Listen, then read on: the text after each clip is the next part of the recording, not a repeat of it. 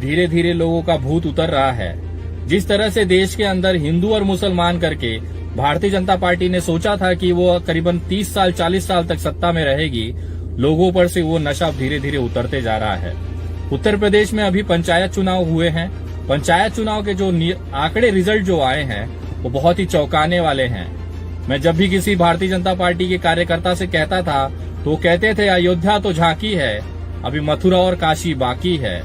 मैं बताना चाहूंगा ये तीनों ही जगहों पर, चाहे अयोध्या हो, चाहे मथुरा हो, चाहे काशी हो, वहां से जमीनी स्तर पे जो ग्रामीण इलाके, जो शहरी इलाके के लोग हैं, उनके दिमाग से भाजपा का नशा उतरा है।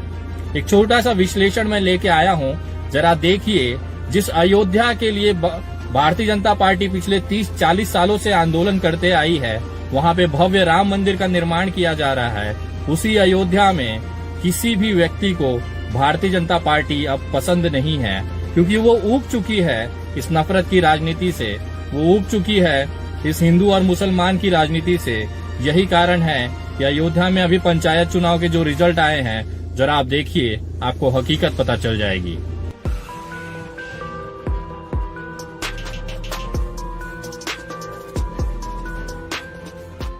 उत्तर प्रदेश के पंचायत चुनाव के नतीजों में योगी आदित्यनाथ सरकार को बड़ा झटका लगा है। आपको बता दें कि बीजेपी सरकार के एजेंडे में शामिल मुख्य 3 जिले वाराणसी, अयोध्या और मथुरा में बीजेपी नहीं बल्कि समाजवादी पार्टी को बड़ी जीत हासिल हुई है। योगी सरकार के 4 सालों के कार्यकाल में इन तीनों जिलों में विशेष फोकस रहा। बावजूद इसके पंचायत चुनाव के नतीजे बीजेपी सरकार को झटका देने वाले साबित हुए। वाराणसी में विधान परिषद के चुनाव के बाद अब पंचायत के चुनाव में भी बीजेपी को भारी शिकस्त का सामना करना पड़ा। प्रधानमंत्री नरेंद्र मोदी के संसदीय क्षेत्र में जिला पंचायत की 40 में से महज 8 सीटें ही बीजेपी के खाते में आई। वहीं सपा के खाते में 14 सीटें और बीएसपी के खाते में 5 सीटें आई हैं। यहां अपना दल को 3 सीटें, आम आदमी पार्टी और सूबा सपा को 1-1 सीट मिली है। वहीं 3 निर्दलीय कैंडिडेट जीते हैं। मथुरा में भी बीजेपी को करारी हार का सामना करना पड़ा। यहां मायावती की बीएसपी को 12, चौधरी अजीत सिंह की राष्ट्रीय लोकदल को 9 और बीजेपी को केवल 8 सीटें मिली हैं। सपा ने यहां 1 सीट से अपना खाता खोला, वहीं कांग्रेस का खाता यहां नहीं खुल पाया। 3 निर्दलीय प्रत्याशी जीते हैं। इस बेल्ट के किसानों ने भी कृषि आंदोलन के विरोध में प्रदर्शन किया था। वहीं अयोध्या में भी बीजेपी का खस्ता हाल है।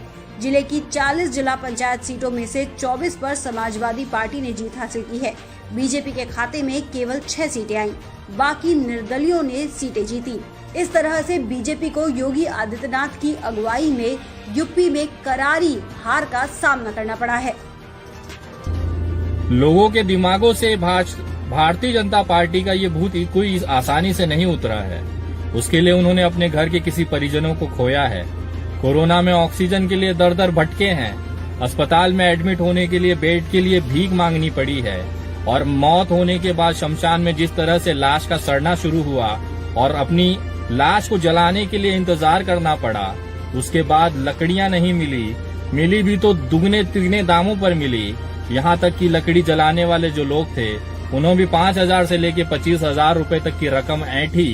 ये सब देखने के बाद कहीं जाकर उन तमाम लोगों का नशा भारतीय जनता पार्टी की तरफ से उतरा है। समझिए, अयोध्या जहाँ पे प्रभु श्री राम का मंदिर बन रहा है, जिसके नाम पे इन्होंने सोचा था कि नरेंद्र मोदी जी इसको भुनाएंगे और देश भर चिल्लाएंगे, उसी अयोध्या के लोगों ने इनको बहुत बुरी तरह से नकार दिया है। उसी अयोध्या में अखिलेश यादव के नेतृत्व में समाजवादी पार्टी ने अपना डंका बजाया है। मथुरा में लगभग मायावती जी ने अपना चारों तरफ से वहां पे विजय हासिल की है। काशी का तो पूछिए ही ना। नरेंद्र मोदी जी यहां से सांसद हैं, लेकिन हालात ये हैं कि ग्राम पंचायत के चुनाव भी जीतना भाजपा के लिए अब भारी हो रहा है, क्योंकि जनता अब ऊब चुकी है। कब तक हिंदू मुसलमान करते रहोगे? कब तक ये नफरत की राजनीति करते रहोगे? पिछले जब विधान परिषद के चुनाव हुए थे, भाजपा की जो गढ़ कहा जाता है बनारस, वाराणसी जो नरेंद्र मोदी जी का खुद का अपना संसदीय क्षेत्र है, और दूसरा पीएमओ कहा जाता है, जहां पे योगी आदित्यनाथ हफ्ते में 1 बार राउंड मारते हैं, जहां के सारे विधायक अपने आप को मुख्यमंत्री से कम नहीं समझते, उसी बनारस की ये स्थिति रही है कि पिछले अभी कुछ दिन पहले ही बीते लगातार 3 बार से विधान परिषद सदस्य रहने वाला भाजपा का उम्मीदवार बहुत बुरी तरह से हारा और वहां पर समाजवादी पार्टी का एमएलसी जीत कर आता है। बाकी एमएलसी और बड़े विधानसभा चुनाव तो छोड़ दीजिए, बनारस के अंदर अभी 1 महीना पहले काशी विद्यापीठ और संपूर्णानंद विश्वविद्यालय में छात्र संघ के चुनाव हुए। वो सारे छात्र संघ की सारी चीजें, सारों पदों पर कांग्रेस ने कब्जा हासिल किया। एनएसयूआई के वहां पे उम्मीदवार जीते हैं, एबीवीपी का खाता तक नहीं खुला। तो ये जमीनी हालत है भारतीय जनता पार्टी की काशी की, जहां पे ये अंधभक्त छाती ठोक के कहते हैं कि अयोध्या तो झांकी है, मथुरा और काशी अभी बाकी है।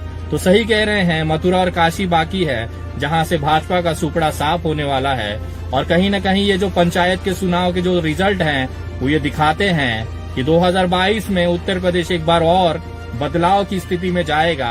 अभी 1 साल का समय है और अभी भी जिनके माथे पर, जिनके दिमाग पर भाजपा का भूत चढ़ा हुआ है, घबराइएगा नहीं, बहुत जल्द ये उतर जाएगा।